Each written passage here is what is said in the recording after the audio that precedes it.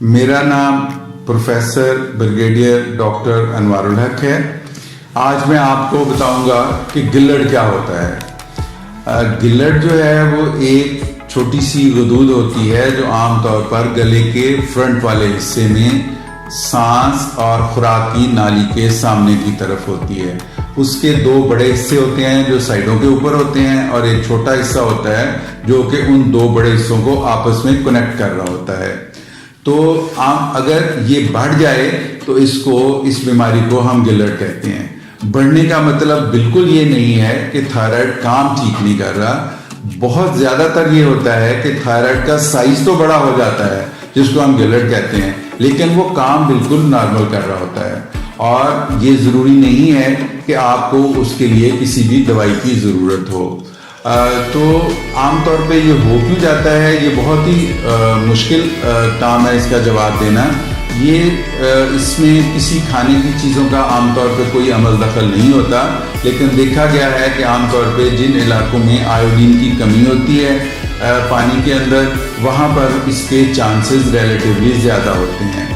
تو یہ جب بڑھ جاتا ہے تو ہمیں اس کا ایک تو دیکھنا ہوتا ہے کہ اس کا سٹرکچر کیسا ہے، اس کی بناوٹ کیسی ہے جو بڑا ہے، کیا اس کے اندر چھوٹی چھوٹی گلٹیاں ہیں یا کہ وہ پورے کا پورا بڑھ گیا ہے، اور ساتھ میں یہ کام کتنا کر رہا ہے۔ یہ کام اپنا پورا بھی کر سکتا ہے جس کو ہم یوتھائرائڈ اسٹیٹ کہتے ہیں، یا یہ کم کام کر سکتا ہے جس کو ہائپو تھائرائڈزم کہتے ہیں، یا یہ زیادہ کام کر سکتا ہے جس کو ہائپر تھائرائڈزم کہتے ہیں۔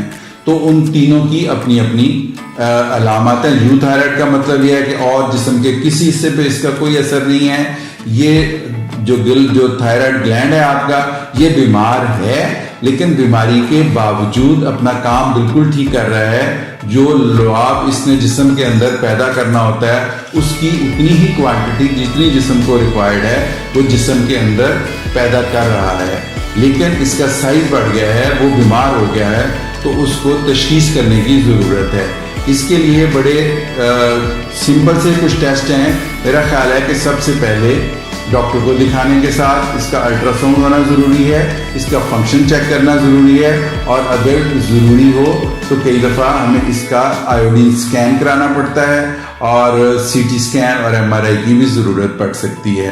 یہ چونکہ گلڑ اگر تو بیماری سانس اس گلڑ کے اندر ہی موجود ہے تو اس کا سائز بہت زیادہ بڑھ گیا ہے، تو یہ ہمارے سانس کی نالی کو پریس کر سکتا ہے، ہمیں سانس لینے میں تکلیف ہو سکتی ہے۔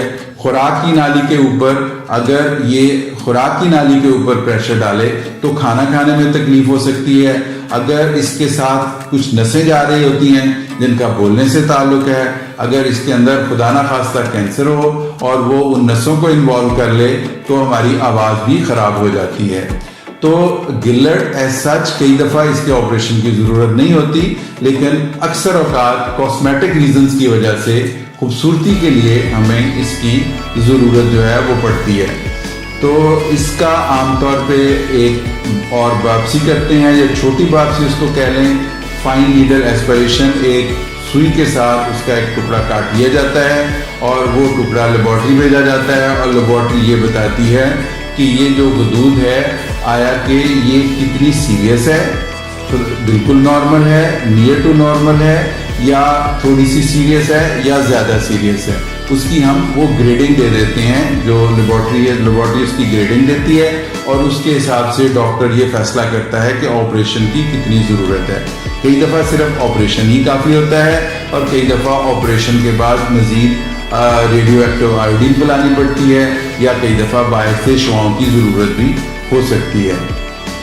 Thank you very much.